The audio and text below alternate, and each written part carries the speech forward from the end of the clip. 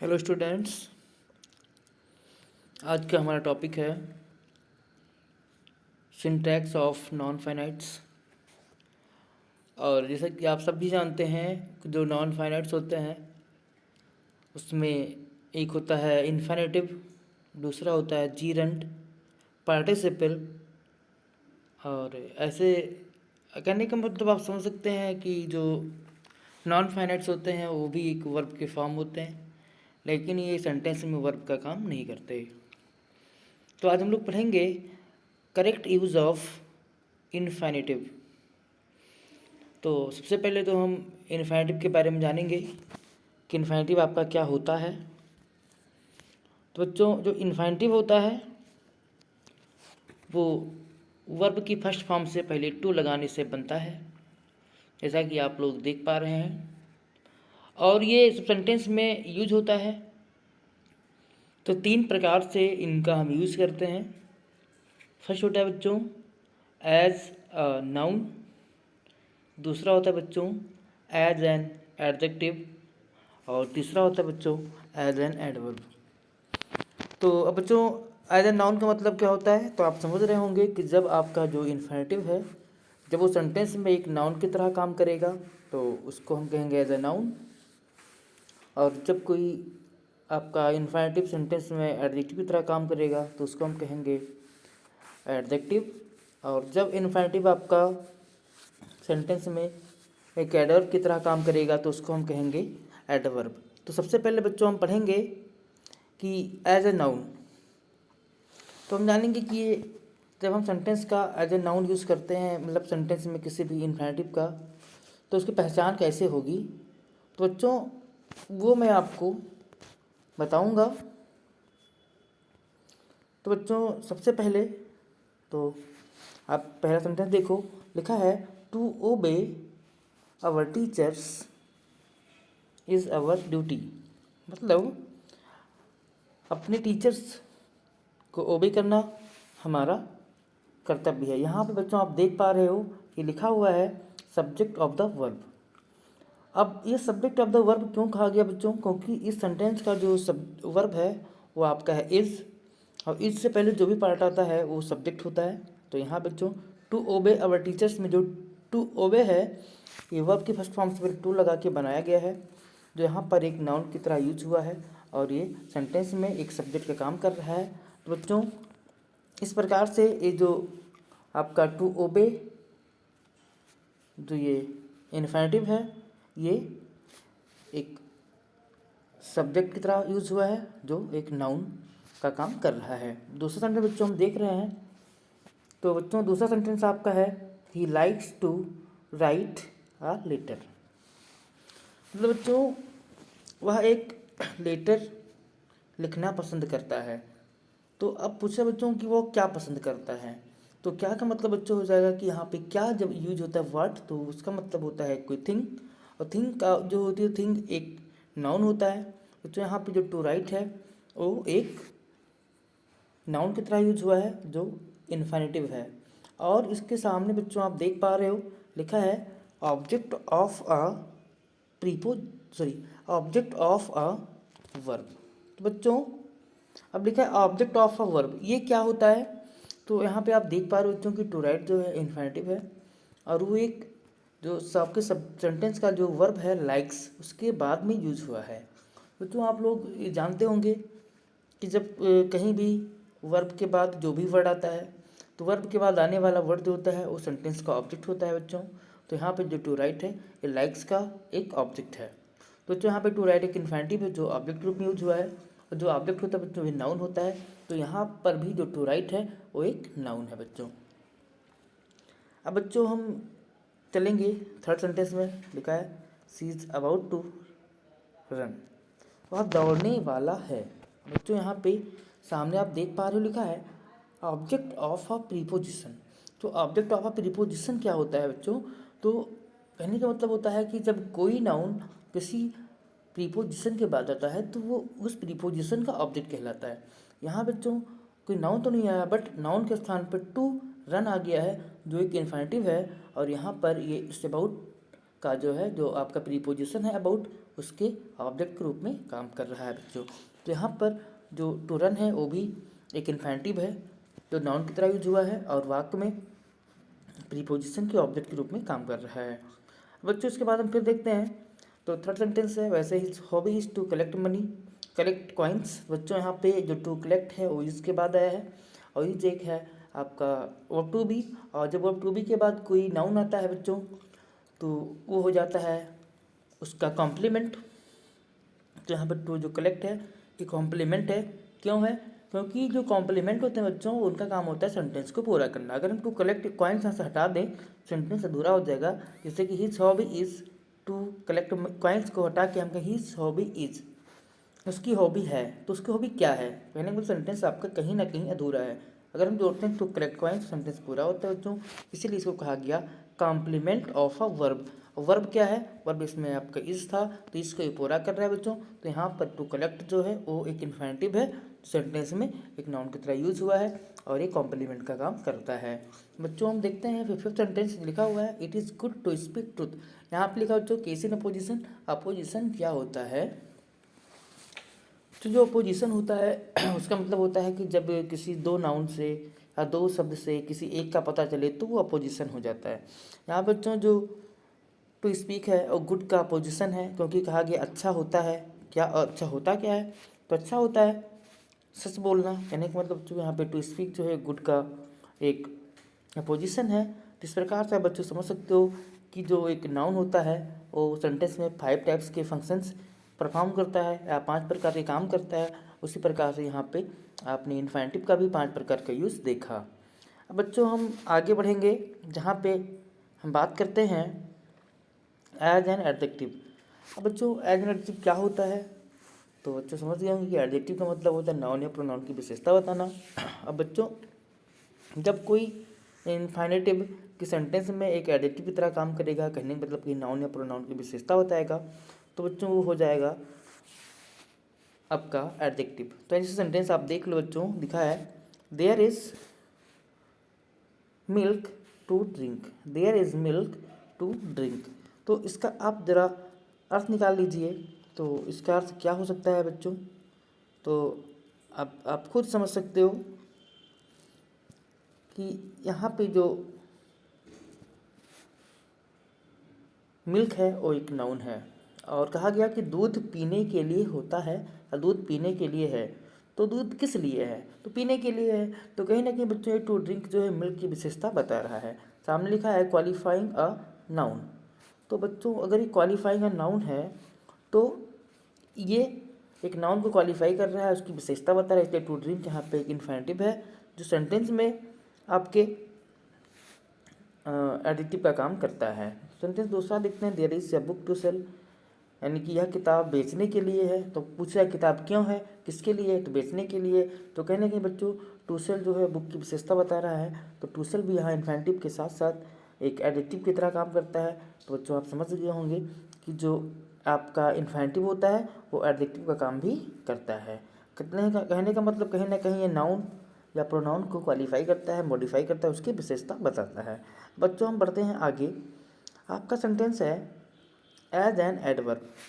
Adverb बच्चों वो होता है जो नाउन प्रोनाउन और इंटरजेक्शन को छोड़ करके बाकी सभी पार्ट्स की विशेषता बताता है। मतलब जो नाउन प्रोनाउन और इंटरजेक्शन को ना की विशेषता ना बताए, बाकी यानी सभी पार्ट्स ऑफ स्पीच की विशेषता बताए, उसको कहा जाएगा एडवर्ब। तो बच्चों पहला सेंटेंस आप देख रहे हो this book is difficult to solve. ये किताब डिफ़िकल्ट है, लेकिन किसके लिए डिफ़िकल्ट है? तो सॉल्व करने के लिए डिफ़िकल्ट है। तो कहने का बच्चों ये जो टू सॉल्व है वो डिफ़िकल्ट की विशेषता बता रहा है और डिफ़िकल्ट यहाँ पे एडजेक्टिव है और एडजेक्टिव को की विशेषता बताने वाला शब्द जो होता है वो आपका एडवर्ब होता है। तो यहाँ पर टू सॉल्व जो है बच्चों वो एक इन्फिनेटिव है जो यहाँ पे एडवर्ब की तरह यूज हुआ है। बच्चों हम दूसरा सेंटेंस देख रहे हैं this mango is sour to eat. यहाँ भी बच्चों वही बात आ रही है कि यह आम खाने के लिए खट्टा है। तो अब कहने का मतलब यहाँ पे जो खट्टा है ये भी एक एडजेक्टिव है, इसकी विशेषता बता रहा है टू ईट। तो ये भी एक इन्फिनेटिव है, यहाँ भी ये एडवर्ब की तरह यूज हुआ है। अब तीसरे सेंटेंस में जो देख रहे हैं he went to England to study law. वह इंग्लैंड गया, क्या करने गया? लॉ पढ़ने के लिए गया। तो क्यों गया? लॉ पढ़ने के लिए गया। तो अगर पढ़ने के लिए गया तो यहाँ पे जो वेंट है वेंट की विशेषता बता रहा है टू स्टडी। तो कहने का मतलब ये वेंट यहाँ पे वर्ब है, अगर इसकी विशेषता टू स्टडी बता रहा है तो वो एक एडवर्ब होगा, क्योंकि वर्ब की विशेषता बताने वाला जो शब्द होता है वो मेनली एक एडवर्ब होता है। अब बच्चों हम बढ़ते हैं फोर्थ सेंटेंस में। लिखा she came to see off her sister, वह अपनी बहन को विदा करने के लिए आई।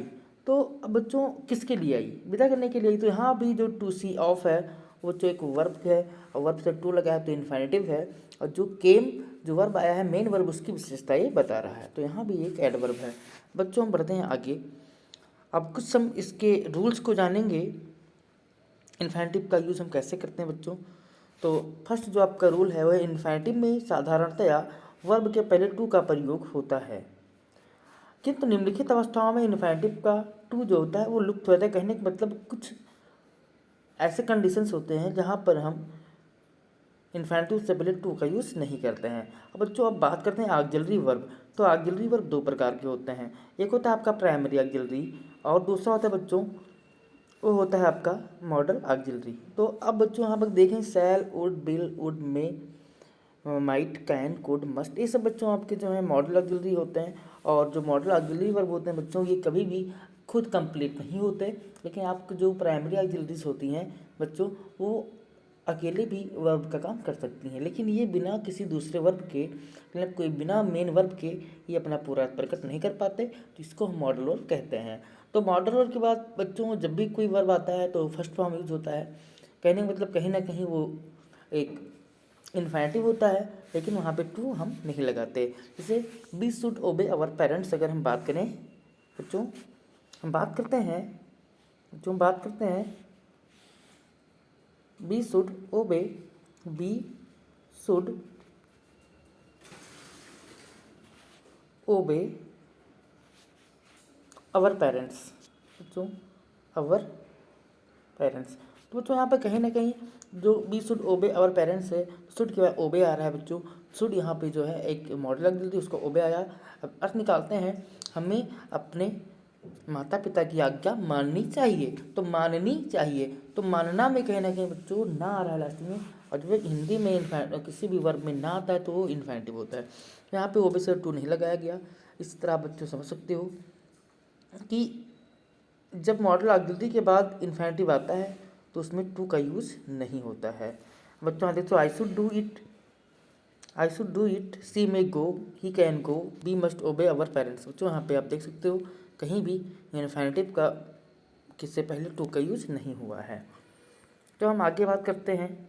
तो अब हम देखते हैं ऑट तथा यूज्ड। तो आप लोग जानते होंगे कि ऑट तथा यूज्ड के बाद टू लगाना आवश्यक होता है। कहने का मतलब जब कभी भी हम मॉडल ऑक्सिलरी ऑट या यूज्ड का यूज़ करेंगे तो उसके बाद टू लगेगा, और टू के बाद में हमेशा फर्स्ट फॉर्म आएगा तो हो जाएगा इन्फिनेटिव। जैसे दे ऑट टू हेल्प हिम, तो यहाँ पे देख रहे हैं ऑट के बाद टू आ रहा है।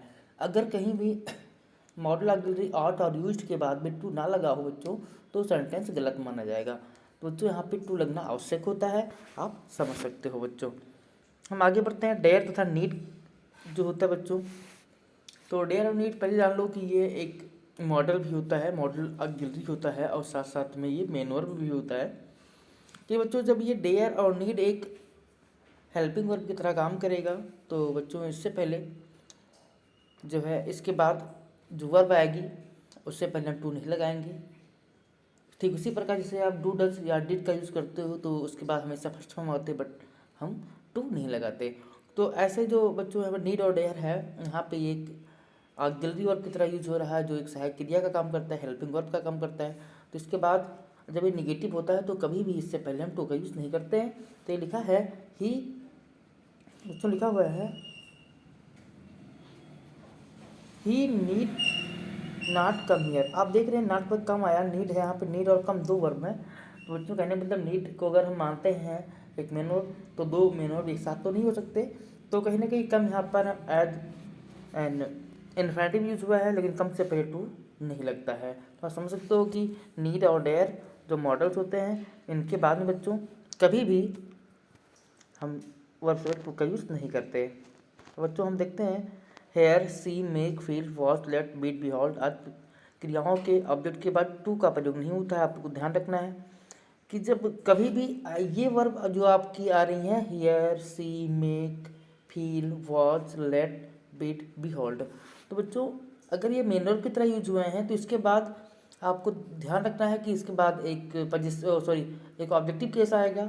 ऑब्जेक्टिव केस मतलब किसी भी प्रोनाउन का जो केस होता है, 3 केस होता है, एक नॉमिनेटिव, ऑब्जेक्टिव और पजेसिव। तो यहाँ पे आपका ऑब्जेक्टिव केस आएगा इन क्रियाओं के बाद। उसके बाद अगर कोई वर्ब आता है तो उस पर टू लगाना गलत माना जाता है। कहने का मतलब लिखा जाए I heard him to cry, तो यहाँ पे हियर का सेकंड फॉर्म था हर्ड, हिम लगाया गया ऑब्जेक्टिव केस। उसको अगर कहीं लिखा हो हिम टू क्राई तो गलत हो जाएगा। कहने का मतलब बच्चों यहाँ पे टू का लोप हो जाता है, टू यहाँ पर नहीं लगता है। तो सी के बाद भी नहीं है। आई सा हिम चेंज, अगर कहीं आए sentence I saw him to change, to change बच्चों, टू चेंज अगर कहीं पे आता है बच्चों तो वो गलत माना जाए, क्योंकि यहाँ पर हम टू को क्या करेंगे, हटा देंगे बच्चों। क्योंकि यहाँ पे जब इन्फिनेटिव होता है तो उसको हम कहते हैं बेयर इन्फिनेटिव, और बेयर इन्फिनेटिव तभी होते हैं जब आप इन्फिनेटिव से पहले टू का यूज़ नहीं करते हो, तो इन्फिनेटिव होता है बेयर इन्फिनेटिव। क्या होता है बच्चों, बेयर इन्फिनेटिव, समझ गए बच्चों। तो अगर कोई आपसे पूछे कि बेयर इन्फिनेटिव क्या होता है तो आप बता सकते हो कि बेयर इन्फिनेटिव का मतलब होता है कि जब इन्फिनेटिव का यूज़ हम विदाउट टू करते हैं, बिना टू के करते हैं, तो होता है बेयर इन्फिनेटिव। तो अब बेयर इन्फिनेटिव का यूज कहाँ कहाँ होता है, तो आप समझ गए कि hear, see, make, feel, watch, let, bid, behold, इनका कोई भी रूप आ जाए, फर्स्ट सेकेंड थर्ड कोई फॉर्म आ जाए, इनकी बात अगर कोई ऑब्जेक्टिव केस है फिर कोई वर्ब आता है तो उससे पहले टू का यूज़ आपको नहीं करना है। बच्चों हम पढ़ते हैं नियम नंबर 2। यदि सेंटेंस में कई इन्फिनेटिव का प्रयोग होना हो और वह एंड से जुड़े हों तो टू पहले इन्फिनेटिव के पहले ही प्रयोग करते हैं। कहने का मतलब बच्चों कोई सेंटेंस है उसमें आपको 2 या 2 से अधिक इन्फिनेटिव का यूज़ करना है तो टू होगा, और जो सभी इन्फिनेटिव में कॉमन हो जाएगा, और जो फर्स्ट इन्फिनेटिव होगा उससे पहले लगा देंगे, बाकी किसी भी वर्ड से पहले हम टू का यूज़ नहीं करेंगे। तो आप देख सकते हो I want to read and write, तो रीड यहाँ पे इन्फिनेटिव था, राइट भी इन्फिनेटिव था, बट टू का यूज को रीड से पहले किया गया। तो कहने का मतलब यहाँ पे टू को कॉमन कर दिया गया, रीड और राइट। लेकिन अगर अलग करेंगे बच्चों to read and to write निकलेगा, लेकिन अगर सेंटेंस में to read and to write एक साथ आता है तो गलत माना जाता है, क्योंकि इस कंडीशन में हम टू को क्या करते हैं, कॉमन कर देते हैं। देख सकते हो sentence, it is our duty to serve, obey and respect our teachers. यहाँ पे टू सर्व है, ओबे है, रिस्पेक्ट है बच्चों, तो यहाँ पे सर्व से टू लगाया गया, ओबे रिस्पेक्ट से टू नहीं लगाया गया है। अब बच्चों हम बात करते हैं इसके बाद, तो इसका बच्चों फिर देखते हैं थर्ड जो आपका रूल है बच्चों ये है कि नो के बाद हमेशा ध्यान रखो, ये सेंटेंस एग्जाम में कई बार पूछा गया है बच्चों, नो के बाद हमेशा इन्फिनेटिव से पहले हाउ लगाना आवश्यक होता है। लेकिन सेंटेंस आ जाए I do not know to swim तो गलत माना जाएगा। कहने का मतलब अगर हम यहाँ से बच्चों, अगर यहाँ से हम इस हाउ को बच्चों, अगर यहाँ पर हम हाउ को हटा दें तो सेंटेंस गलत हो जाएगा बच्चों, इसलिए ध्यान रखना नो के बाद हमेशा इन्फिनेटिव जब भी आएगा तो उससे पहले हाउ लगाना आवश्यक होता है। आई होप बच्चों आप लोग समझ गए होंगे। अब बच्चों हम आगे बढ़ते हैं नियम रूल नंबर 4 की तरफ बच्चों बढ़ेंगे। जब मैं इन्फिनेटिव के कुछ ऑब्जेक्ट के रूप में प्रयोग देखिए तो बच्चों आप समझ सकते हो कि ऑब्जेक्ट मतलब जब किसी वर्ब के बाद कहीं इन्फिनेटिव आ जाए तो वो ऑब्जेक्ट होता है। मैंने पहले ही बता दिया था, जैसे Anil agreed to wait, agree के बाद टू वेट आ गया तो इसका ऑब्जेक्ट है। Fail to do it, Seema failed, तो फेल्ड के बाद टू डू आ गया तो भी यहाँ भी इन्फिनेटिव है और वो ऑब्जेक्ट है। ही आस्क्ड टू गो, यहाँ पे आस्क्ड था, आस्क्ड एक वर्ब है, वर्ब के बाद टू गो आया है तो यहाँ भी एक ऑब्जेक्ट है। जिससे समझ सकते हो बच्चों कि अगर कहीं भी कोई इन्फिनेटिव वर्ब के बाद आता है तो वो ऑब्जेक्ट कहलाता है। तो बच्चों हम देखते हैं नियम नंबर 5 की तरफ, लेट के बाद इन्फिनेटिव का प्रयोग ना, लेट के बाद इन्फिनेटिव का प्रयोग ना तो एक्टिव वॉइस में होता है ना ही पैसिव वॉइस में होता है। कहने का मतलब लेट जो होता है एक वर्ब होता है और इसकी फॉर्म तीनों सेम होते हैं, फर्स्ट सेकेंड थर्ड सब सेम होता है, लेट लेट लेट। और ध्यान रखो लेट के बाद में कभी भी लेट एक वर्ब होता है, ध्यान रखिएगा। और लेट के बाद जब भी ऑब्जेक्ट जो कोई वर्ब आएगा तो इन्फिनेटिव होगा, लेकिन उससे पहले हम टू का यूज़ नहीं करेंगे, चाहे एक्टिव हो चाहे पैसिव हो। जैसे सेंटेंस लेट हिम गो, लेट हिम गो है बच्चों तो यहाँ पे आपका सेंटेंस है जो इम्परेटिव सेंटेंस है और ये एक्टिव का है लेट हिम गो, लेट एक वर्ब है, गो एक और गो से पहले टू नहीं लगा। अगर कहीं सेंटेंस आ जाए लेट हिम टू गो तो वो गलत है, आप करना है let go, let him go. बच्चों five was the enemy let go, अब लेट टू गो करके आए तो गलत हो जाएगा। कहने का मतलब बच्चों कि लेट के बाद इन्फिनिटिव बेयर इन्फिनिटिव होगा, बिना टू के यूज किया जाएगा। बच्चों हम आगे बढ़ते हैं। तो द स्प्लिट इन्फिनिटिव, इसका तात्पर्य यह है कि इन्फिनिटिव के मध्य में किसी अन्य मॉडिफाइंग वर्ड का प्रयोग नहीं करना चाहिए। लेकिन मतलब अगर बच्चों अगर कहीं टू और इन्फिनिटिव का जो वर्ड की फर्स्ट फॉर्म है उसके बीच में कोई भी वर्ड आ जाए, जैसे वो एडवर्ब हो, एडजेक्टिव हो, कुछ भी आ जाए तो वो गलत माना जाता है। कहने का मतलब वहाँ पे जो आपका इन्फिनिटिव होता है स्प्लिट हो जाता है। स्प्लिट का मतलब होता है बच्चों इन्फिनिटिव टूट जाता है, और कभी भी हम इन्फिनिटिव को तोड़ कर यूज नहीं कर सकते, तोड़ कर यूज करते हैं सेंटेंस गलत माना जाता है। आप देख सकते हो he went there in order to personally inspect it. बच्चों यहाँ पे टू और इंस्पेक्ट में से पर्सनली आ गया तो गलत है बच्चों। कहने का मतलब जो पर्सनली इसको हमें अलग करना पड़ेगा और टू इंस्पेक्ट को साथ करना पड़ेगा, तभी सेंटेंस आपका पूरा होगा। तो बच्चों इस प्रकार से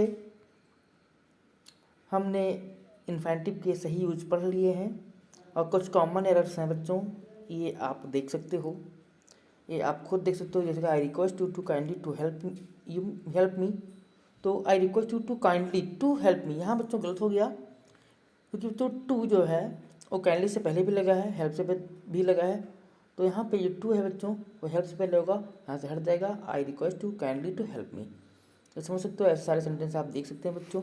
इसके अकॉर्डिंग आपको हम एक्सरसाइज बता दे रहे हैं बच्चों, इसको आप कल करके लाएंगे, सभी लोग करके ग्रुप में सेंड करेंगे।